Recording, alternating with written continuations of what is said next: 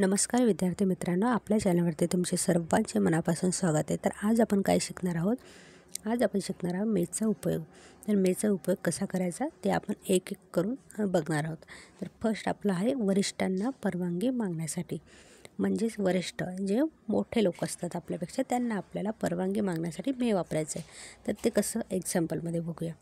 May I coming sir यानुसार आता आपण परवानगी मागतो आतमध्ये येण्यासाठी। तर आपण पहिला काय वापरलं आहे की मे आय कमिंग सर यानुसार। आता सेकंड बघूया, पॉसिबिलिटी किंवा अनसर्टनिटी दर्शवण्यासाठी आपल्याला मे वापरतात।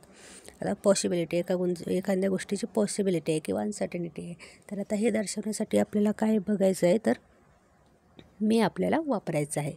तर ते कसं आता आपण बघूया एक्झाम्पलमध्ये। माय अंकल मे कम टुडे।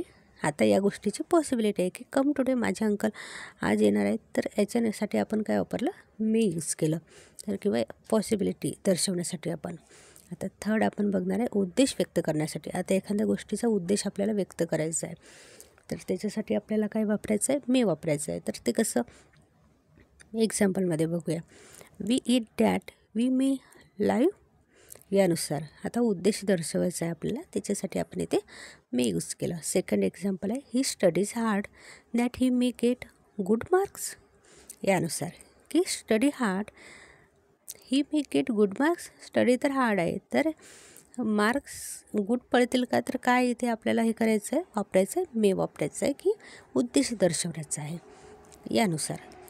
तर आपण बघूया आता फोर्थ आपलं आहे की आशीर्वाद किंवा शुभकामनेसाठी मे वापरल्यास असे वाक्य उद्गारवाचक असते। म्हणजे काय, एखादा आशीर्वाद आहे किंवा शुभकामनेसाठी आपल्याला मे वापरायचं आहे, तर ते वाक्य उद्गारवाचक असते आणि वाक्यातील क्रियापद मूळ रूपात असते।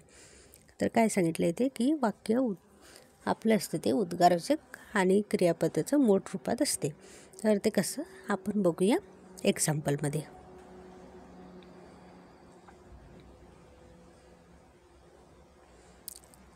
2 मिनिट।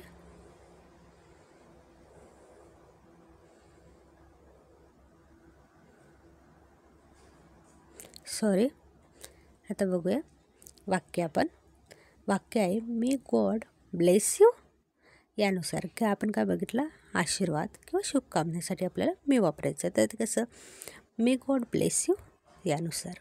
आणि सेकंड आहे मे यू लाईव्ह लॉंग यानुसार आपण मे वापरला आहे। तर आपण काय करतो आहे, आता चॅनलवरती आपल्या एक एक करत आपण व्हिडिओ घेत आहे की शॉलचं काय उपयोग, उलटचा काय उपयोग, नेट टूचा काय उपयोग यानुसार हेल्पिंग वर्ड्सचा आपण एक एक करत बघत आहोत की तुम्हाला लगेच तुमच्या लक्षामध्ये यावं म्हणून। तर तुम्ही आपले व्हिडिओज बघतास, तर आपल्या चॅनलवरती तुम्ही असेच नवीन व्हिडिओज तुम्हाला रोज बघायला मिळतील आणि आपल्या चॅनलवरती तुम्ही लाईक, शेअर आणि सबस्क्राईब नक्की करा। आता 5th नंबरचा आपण बघणार आहोत। मेने जवळची किंवा अधिक, माईटने दूरची। आता काय बोलले की मेने जवळची व्यक्ती आणि माईटने आपल्याला दूरची व्यक्ती म्हणजे कमी शक्यता वर्तवितात। आता कसं, तर ते बघूया। इट मे रेन टुडे यानुसार आपण मे यूज केला। India might win the next match. आता एक बघितलं आपण जवळची आणि एक बघितलं जे दूरची आहे ती। तर यानुसार तुम्हाला जे मेचे उपयोग आहेत ते मी सर्व एक एक उदाहरण देऊन समजून सांगितले। मी आशा करते की तुम्हाला सर्व जे आहे आपले व्हिडिओज तो आवडला असेल। तर असेच चॅनलवरती तुम्ही नवनवीन व्हिडिओ बघण्यासाठी या। थँक्यू।